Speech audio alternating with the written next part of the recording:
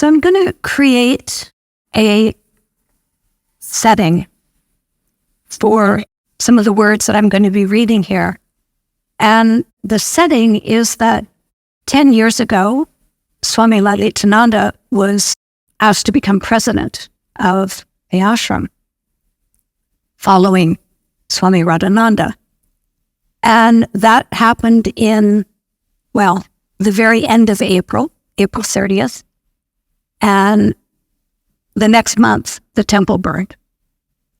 So that's the setting of how Lalitananda started her presidency, with the first temple on fire. So she calls that time for herself as the initiation by fire. Those were her words. And she gave a talk then at the annual general meeting in 2015, which really was looking back at the year before, which is what happens at an AGM. You talk about the year before. And so much of what she said at the time about the spiritual, about just the spirit of the ashram, and also about her commitment to keep that alive, I think is very relevant 10 years later. So I'm going to read some of the talk that she gave at that AGM. I was really entering into a new situation, but there's so much support that came from people that have led the way up until now. My guru, Swami Radha, who started the ashram, and I recognize now this change in the ashram is small, meaning at 10 years ago, compared to what she did, which was come from the West, go to the East, be there 6 months and come back and start an ashram and do it differently than her teacher in the East had done. It was being able to really separate the essence from the culture and create something that was relevant for this time and that was accessible to people, and that is so timeless that it is still here. And then Swami Radhananda opened the way. So whatever Swami Radha had created, Radhananda was equally courageous. One of the things that she really focused on was to start the young adult program.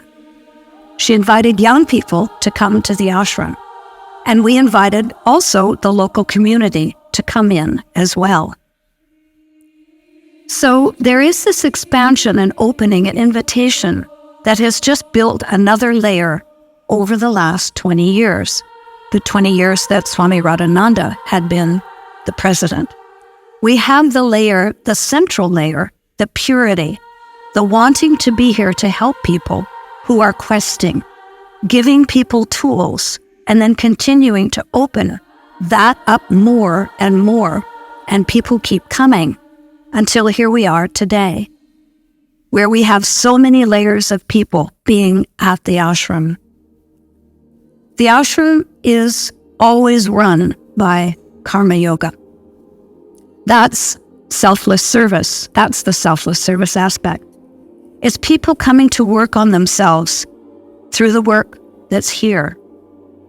It is a really particular opportunity that might be hard to understand in the world today, where you try and get your value from money, your possessions, your position, your success. But to be able to work on yourself, to clear up your karma, to create clarity and understanding about what work could be, because we have to live our whole lives working one way or the other. We have to take action. So to be able to have that awareness that you want to come to an ashram and work on yourself and understand work in a new way is wonderful. And it's also amazing. And this stream has been there from the beginning of the ashram, when people came here and it was just trees and a couple of little shacks. Now it is what it is today. And what it is today is complex. It's multi-layered. It's requiring us to think differently. It's requiring us to keep learning, to be new and to accept new opportunities. So the temple itself, and of course that was very much on her mind because of what had just happened. So the temple itself is that symbol. It's that symbol for a vision where we carry forward the essence, the dome-like shape, the beautiful light coming in. And it has a new shape. It has a new form, but the essence is there.